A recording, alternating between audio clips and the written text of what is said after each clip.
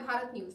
UP के कुशीनगर में बाबर नाम के व्यक्ति को पड़ोसियों ने पीट पीट कर मौत के घाट उतार दिया। बाबर को यह नहीं पता था कि बीजेपी की जीत की खुशी मनाना उसकी मौत की वजह बनेगी। बाबर का दोष केवल इतना था कि उसने यूपी विधानसभा चुनाव में बीजेपी की प्रचंड जीत की खुशी मनाई थी। लोगों के बीच अपनी खुशी जाहिर करने के लिए उसने मिठाइयां बांटी और साथ ही जय श्री राम के नारे भी लगाए, लेकिन वो नहीं जानता था कि उसकी खुशी उसकी मौत का कारण बनेगी।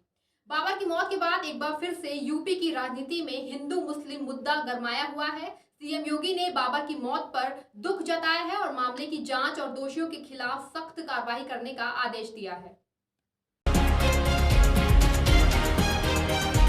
बाबर की गलती ये थी कि वो विधानसभा चुनाव में भाजपा की जीत की खुशी में मिठाई बांट रहा था। उसकी ये खुशी उसी के समुदाय के लोगों से देखी नहीं गई और 20 मार्च को बाबर को इतना पीटा कि उपचार के दौरान उसकी मौत हो गई।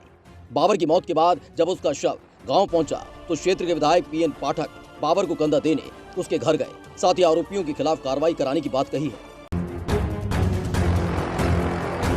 बाबर कुशीनगर के रामकोला थाना क्षेत्र के कटघरई गांव के रहने वाला था।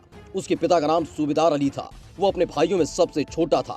बाबर गांव के अंबा चौराहे पर मुर्गा बेचने का काम करता था। बाबर के परिजनों के मुताबिक विधानसभा चुनाव के दौरान बाबर बीजेपी का प्रचार कर रहा था। इसके चलते पड़ोसी और पाटीदार उससे काफी नाराज थे। पड़ोसियों ने बाबर को बीजेपी का प्रचार करने से कई बार मना किया और न मानने पर उसे जान से मारने की धमकी भी दी थी, जिसकी शिकायत रामकोला थाने में की गई थी।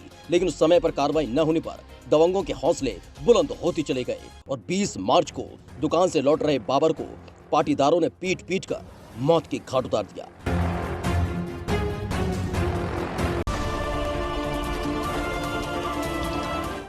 योगी के मंत्रिमंडल में शामिल एकमात्र मुस्लिम मंत्री दानिश आजाद अंसारी ने बाबर की इस तरह की मौत पर अपना दुख जाहिर किया है। उन्होंने बताया है कि ये घटना दिखाती है कि उन लोगों के अंदर इंटॉलरेंस है जिन्हें विकास नहीं पसंद है। मैं बाबर के परिवार के प्रति संवेदना व्यक्त करता हूं, लेकिन उनको मैं विश्वास दिलाता हूं कि उन्होंने अपना एक बेटा खोया है। लेकिन सीएम योगी ने कहा है कि सीएम योगी के रूप में उनके पास दूसरा बेटा है।